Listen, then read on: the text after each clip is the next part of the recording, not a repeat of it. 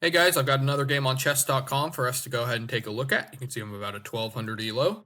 So let's see what happens. I'm playing with the black pieces. This is a 3-minute blitz game. Let's jump into it. So my opponent starts with d4, and I play the move d5, queen's pawn opening. And then my opponent plays the queen's gambit. Now here I defend with my knight, but you can see that it's plus 0.7. Since this is a blitz game, I was trying to play fast. It's generally better to defend with this pawn right here, because if they take, then you get to take with the pawn, and you keep this pawn in the center. So, but I defended with the knight because I was trying to play fast. My opponent then develops their knight out, and I go ahead and take the pawn. They now open up the light squared bishop, and this attacks this pawn here. But I go ahead and decide to pin the knight, and they go ahead and recapture the pawn.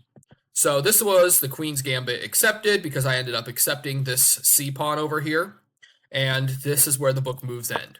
So now I go ahead and develop my knight, but what the computer wants is for me to get this bishop ready to develop, so just deem that a mistake. My opponent then castles, but if they went here, now they've got a really strong attack on this b pawn. So they castled, and then I push this pawn here, opening up my dark squared bishop. So they pulled their bishop back, so now this knight is no longer pinned, and I go ahead and develop my dark squared bishop. They develop their knight to c3. I take this knight off. They recapture with the bishop, and I go ahead and castle, and right now the position is equal. We both have taken a pawn. I gave up my light squared bishop for a knight, so they have the bishop pair, but I have the two knights. They then decide to go ahead and take this knight. So obviously I go ahead and recapture with the pawn. So now I have these doubled pawns, which are slightly annoying, but it's not the worst thing in the world. You can see white is only about 0.5 better. So they go ahead and develop their queen, attacking this pawn, and I go ahead and develop my queen to this square, but the computer would rather me develop it to this square. But I played the move d7 in this position, and they go ahead and pull the queen back. Now I go ahead and try to start attacking in the center, being active. So they play the move, or I play the move pawn to c5, they take, and I go ahead and take back with the bishop, obviously, and they go ahead and attack my queen. I go ahead and slide it to e7, getting it out of the way of the rook. They attack my bishop, and I go ahead and pull it back, and you might say that blunders a bishop, but it's both defended by this pawn right here and my queen, so the bishop is perfectly safe on this d6 square.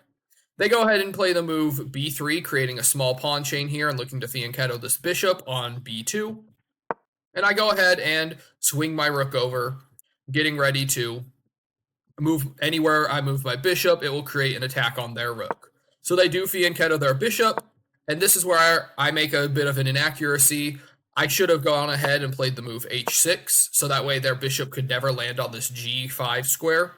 But I went ahead and played the move e5 because in my mind my opponent was going to try to create some type of queen and bishop battery.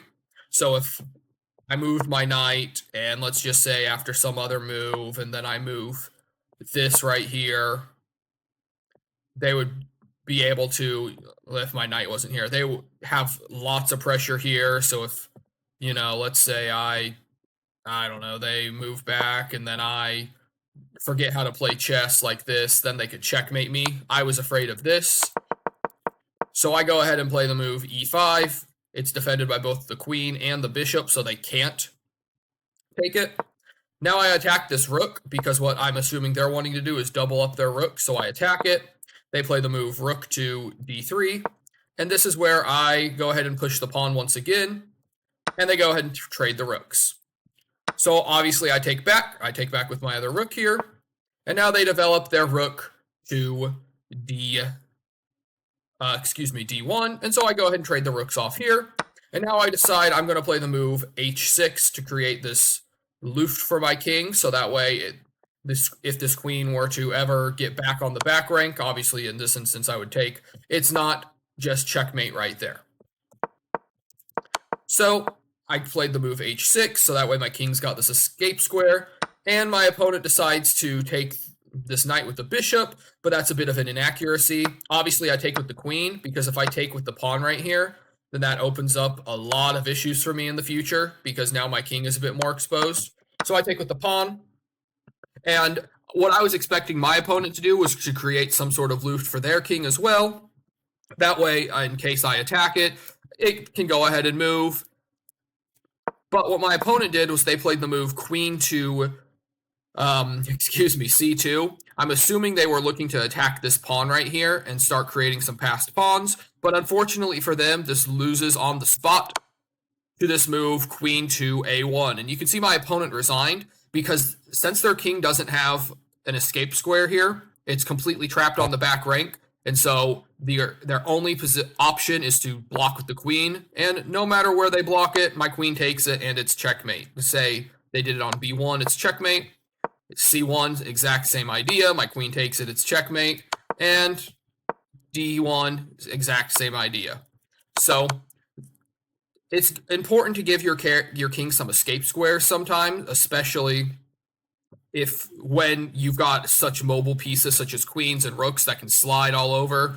And if my opponent would have stayed on the back rank, you can see what the computer wanted them to do was to create this luft right here, either with G2 or G3 or H3, because now they can freely move their queen and not worry about me giving this check on at the back. But I was thinking while I was playing this game, if I can get my queen to the back, then it would be a checkmate. So that's why I was expecting the luft, and it never came. So sometimes it's important to recognize, positional awareness. This king is really weak on the back rank. So this queen is tied down right now. If they ever moved it, even if they moved it here trying to offer a queen trade, yeah, I could take it with the pawn, and they would take back. But I always had this in the back of my mind where I could go ahead and checkmate them. So be careful with your back rank. I get checkmated a lot on the back rank still as well. So it's something that we all have to make sure we are still aware of. So hopefully you like this video. Hopefully my commentary makes a little bit of sense.